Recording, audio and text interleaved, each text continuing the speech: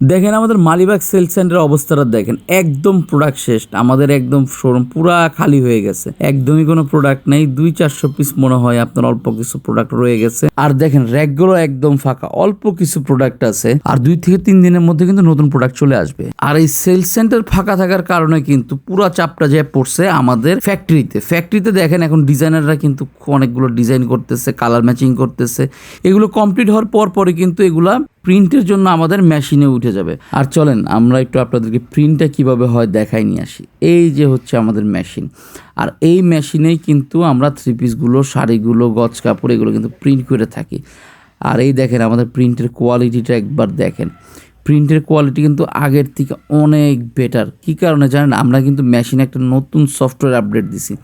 এর জন্য আমাদের মেশিনের যে প্রিন্ট কোয়ালিটিটা এটা অনেক বেশি চমৎকার হয়ে গেছে, আগের থেকে অনেক বেশি সুন্দর। কালারগুলো, ভিতরের ডিজাইনের মোটিভগুলো এগুলো আগের থেকে অনেক বেশি নিখুঁত হয়েছে, শার্পনেস বাড়ছে, ডিটেলিং বাড়ছে, মানে বলতে পারেন এক কথায় আগের থেকে অনেক বেশি সুন্দর হয়েছে।